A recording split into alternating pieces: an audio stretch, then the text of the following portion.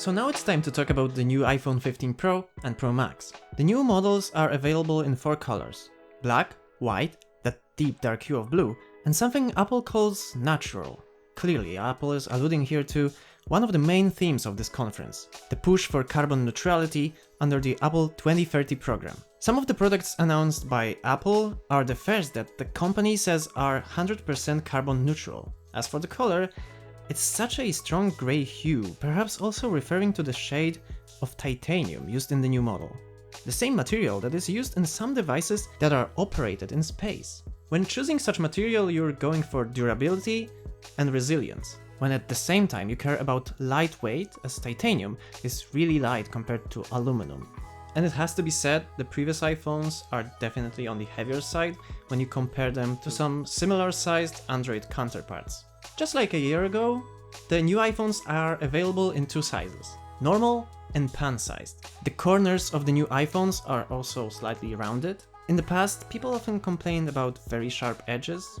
I personally didn't have any problem with it because I always carry my iPhone in my case, but I think the new design is the first sign of a return to the rounded edges that iPhones had at the turn of the 7th and 11th generations. Apple has also redesigned the inside of the case to make the new iPhones a bit easier to repair. But is it true? The one who wants to know, let him be the first to throw a phone. Like the iPhone 15, the Pro versions will have a USB-C connector, and boxes will include a cable for charging and data transfer between the computer and smartphone, and it will most likely be faster than that of the cheaper version. And although there is a designed part of the new processor that is responsible for handling USB 3.0, 10 GB per second is not a mind-blowing speed. Some Android devices reach 20 and even 40 GB per second. What puzzles me is how much the new port will affect the charging speeds. It's no secret that iPhones were never speed demons when it comes to charging, and I suspect that since they didn't brag about it at the conference, we still won't experience super fast charging here, but time will tell. But since we already mentioned this processor, it also has special cores that accelerate its computing and graphics capabilities. Apple is trying to show this by preparing a special version of the Assassin's Creed Mirage game, which is supposed to run perfectly on smartphones.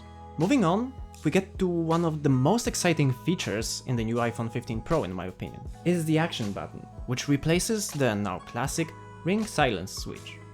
Of course, by default it will still turn the silence mode on and off, however it has received a few additional options. When you enter a dedicated settings tab for this button, you can set it to turn on focus mode of your choice, which I think is today's silent mode just on steroids. You can turn on the camera with it, control the flashlight, use it to record voice memos, and with this button you can also turn on the magnifier, which I think is one of the accessibility features. And most interestingly, you can set this button to turn on the shortcut of your choice. So basically you can program it to perform any action on your phone. Although I don't know how the latency will be, nevertheless, it is great that there is possibility to customize this button to suit you and your needs. And now we finally get to the camera.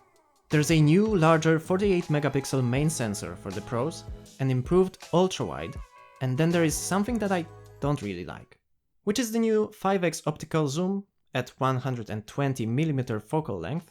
They had to create this new tetraprism design that reflects light 4 times, so it's enough to achieve this focal length. But why I don't like it, you might ask?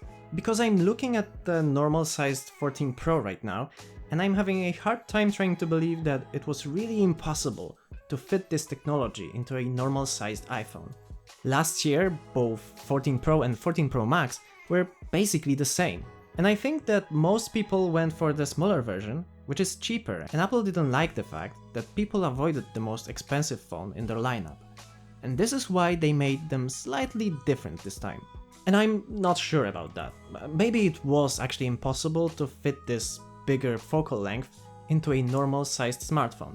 If that's true, I take it back, but you know. And that would go along with something that seems to me to have become a new problem in the industry. Fewer and fewer people are buying a new model year after year.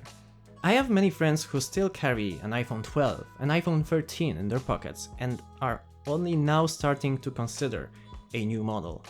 I think Tim Cook really anticipated this.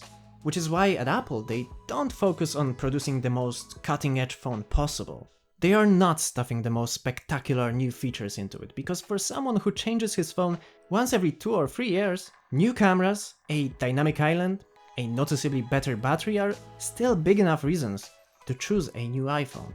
So why invest in developing fancy little things when half of them may not even be successful after 3 or 4 generations? This is my hunch. Let me know if you agree with it, or maybe you have a different opinion. And if you're also interested in my impressions of the new Basic 15, then click this video. See you there. Bye.